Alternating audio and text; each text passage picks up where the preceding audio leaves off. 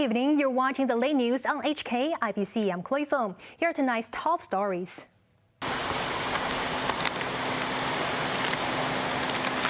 Hong Kong grinds to a halt as a highest typhoon alert is issued. Low-lying areas of the city are hit by floods amid warnings that water levels will rise. And hundreds of flights are cancelled, stranding passengers at the airport. The hurricane signal number 10 is in force as Super Typhoon Saola edges closer to Hong Kong.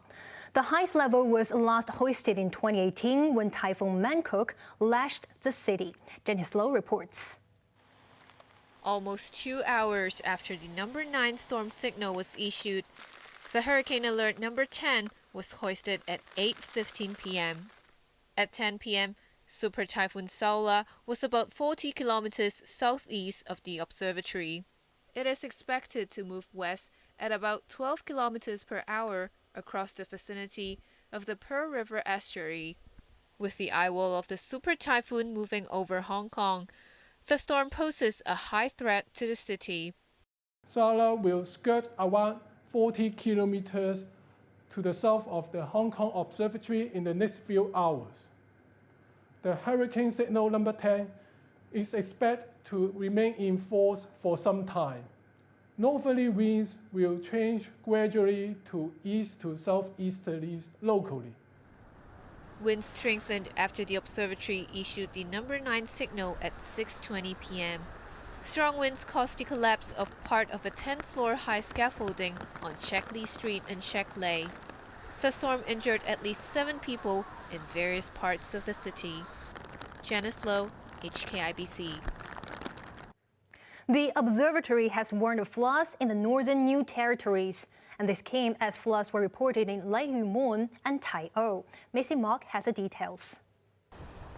Seawater poured into parts of Lei Yue Mun, with the water level at the flood-prone village of Sam Ka Chun reaching ankle deep. This woman said the floods were severe, and she covered her furniture in plastic for protection. The observatory expects the water level in Lei Yue Mun to be around 1.5 meters higher than the normal tide level tomorrow. On the other side of Hong Kong, Cat Hing Street in Tai O was flooded. This resident is hoping that there will not be a storm surge, but the water level is expected to rise tomorrow morning. The authorities activated an emergency coordination center in Tai O to evacuate and rescue people if necessary. There was heavy rain across Hong Kong, including Hang Fa Chun, which was battered by huge waves. An anti-flood gate was installed to prevent water from entering. The observatory warned about an increase in water levels in other parts of the city. The water level at Tolo Harbour will reach a high water level of around 6 meters above chart datum near midnight tonight, which is about 4 meters higher than the normal tide level. The maximum water level may reach a historical record. The worst hit areas include Sha Tin, Tai Po, Shuttlecock, Sai Kung, etc. There will be serious flooding. The flood depth in some areas may be more than 1 meter. There were around a dozen reports of fallen trees, including one on Chai Wan Road in Shao Kei Wan at around 3 p.m. A 5-meter tall tree was uprooted by strong winds and crashed onto a car. No one was injured. Macy Mock, HKIBC. The super typhoon caused transport chaos in the city. Hundreds of passengers were stranded in the airport when over 400 flights were cancelled. Macy Mock tells us more. Dozens of people tried to check in at the airport this morning, even though the number 8 signal was already in force. Many of them were students trying to return to their schools or universities before the new term starts. This student said she had to take a morning flight to the United States after her afternoon flight was cancelled. 應該有600班嘅航班咧係能夠係順利嘅去運作嘅。 Wang Yun, the airport authority's terminal operations general manager, said around 600 planes took off before 2 p.m., but almost all flights scheduled to depart or arrive in Hong Kong after 2 p.m. were scrapped. Around 460 flights were cancelled today. Cathay Pacific, Hong Kong Airlines, and HK Express cancelled all their afternoon flights, while Greater Bay Airlines scrapped most of its flights. Hundreds of people were stranded inside the airport, with over 200 people in the restricted area alone. This passenger sitting in the departure hall has nowhere to go. Today flight is cancelled now. Very, very sad. Bus is not working. We don't have money and we don't have any booking. So we are now 24. We are staying in airport. This family was stranded for 14 hours as of this morning and now faces the prospect of remaining in the city for a few more days. 打咗3-4個鐘，飛機走咗。 The father said they missed last night's flight because of a ticketing problem, and the flight rescheduled for tonight was cancelled. Officials said the airport will remain open even if the number 10 signal is in force, but the airport authority urged travelers to check the flight status and departure time before heading to Cheklap Kok. High-speed rail services to the mainland stopped at noon and will remain suspended tomorrow. Ferries and buses suspended services while the MTR ran limited services. Maisie Mock, HKIBC. Earlier, the calm before the storm this morning prompted some people to continue with their normal activities. But schools and businesses were shut for the day. Janice Low reports. Some people in Hong Kong struck off the number 8 signal and went ahead with their morning routine. Their pets came along too. Others ignored warnings to stay away from coastal areas or engage in water sports. It was perfect to swim today as all the jellyfish sank to the bottom and the weather was not as hot, this woman said. This man has been swimming in Hong Kong for over 3 decades. He said swimming was better today as there was no wind, waves or rain. Red flags were hoisted at several beaches because of the rough sea. But the no surfing sign at Big Wave Bay in Taiyo did not deter some surfers. This man said it is more challenging to surf when the gale or storm signal is in force. Despite the swells, people went to the photo-taking hotspot at New Praia, Kennedy Town. Some even ventured very close to the coastline. The typhoon forced the temporary closure of most restaurants, but those which stayed open attracted dozens of customers. Although some subways and footpaths were temporarily shut down in case of a storm surge, many people opted for interconnected systems. All schools were closed today and will remain shut tomorrow. The stock market, courts, and museums did not open today. Janice Low, HKIBC.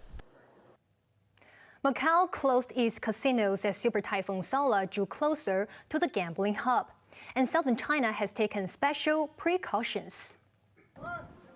Macau temporarily closed all casinos from 11 p.m. on the orders of Chief Executive Hou Ya-sen, as the city announced that Typhoon Signal number 9 was in force. Macau weather officials said there is a medium chance of upgrading the signal to number 10 early tomorrow, when low-lying areas could see water levels rising to about 1.5 meters. The electricity company warned that it could suspend power in some low-lying areas to avoid explosions. Earlier, China's National Meteorological Center issued its highest red typhoon alert as Saola edged closer to southern China. Saola could be among the 5 strongest typhoons to hit Guangdong province since 1949. Neighboring Shenzhen also issued the red typhoon alert, its first since Typhoon Bangkok hit the city in 2018. Guangdong provincial officials urged people not to go out unless necessary. They called for strengthened flood prevention and making every effort to safeguard people's lives. All train services in the province were suspended from 8 p.m. tonight until 6 p.m. tomorrow. The new school year for students in many cities has been postponed to next week. Shenzhen, meanwhile, ordered work and businesses to stop from 4 p.m. Public transport, air, and ferry services were also suspended. Similar measures were applied in Shanwei City, where thousands of residents were evacuated in case Saola makes landfall there. In today's other news, relations between Beijing and the Vatican have been boosted by a message of peace from Pope Francis as he flew over China on his way to Mongolia. The Roman Catholic leader arrived in the capital Ulaanbaatar after a 10-hour flight from Rome. There are fewer than 1,500 Catholics in Mongolia, but the country is strategically placed between China and Russia. Beijing responded to the pontiff's call for peace and unity by saying he expressed friendliness and goodwill. Foreign Ministry spokesman Wang Wenbin said Beijing is willing to hold constructive talks with the Vatican to improve relations. An Australian consumer watchdog wants to slap Qantas with a record fine after the airline allegedly sold thousands of tickets for flights that had already been cancelled. Qantas was cancelling around 1 in 4 flights, but we're not taking this case about the cancellations. We're taking it about what happened next. And what happened next was that consumers were not told, were not informed accurately that the flights had already been cancelled for, on average, a 2-week period, and it's sometimes a much longer period.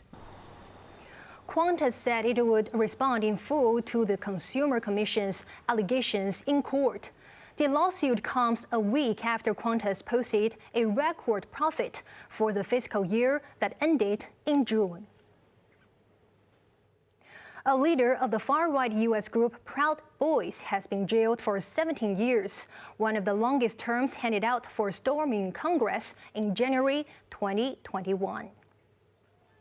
Joe Biggs was cited as an instigator of the riots and was convicted on a string of charges including sedition and interference with law enforcement. The 38-year-old pleaded for leniency and expressed remorse over his actions. Court records showed Biggs was recruited by the FBI to provide information about a far-left anti-fascist movement in 2020, just months before he was involved in the storming of the Capitol.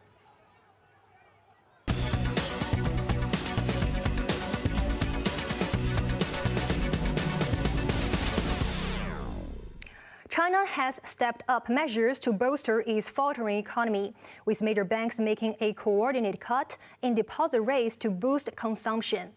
Mainland shares rallied while trading in Hong Kong was suspended due to the typhoon. In a bid to protect the business profitability while supporting national policies to boost consumption, China's major banks have cut the 1-year annualized rate for deposits by 10 basis points to 1.55%. They also lowered the 5-year rate by 25 basis points to 2.25%. The central bank, meanwhile, said it will reduce the foreign exchange reserve requirement ratio, or RRR, by 200 basis points from 6% to 4% from September the 15th. The move is aimed at slowing the pace of the yuan's depreciation. It also came as the authorities acted to dispel the pessimism in China's financial markets and the property sector. Last night, they reduced the minimum down payment for mortgages, setting the nationwide uniform ratio at 20% for first-time home buyers and 30% for second-time purchases. The measures lifted confidence in mainland stock markets, with the Shanghai Composite Index and the Asset SE Component Index both rising, taking their gains this week to around 2 to 3%, ending a 3-week losing streak. The United States created 187,000 jobs last month, beating market expectations.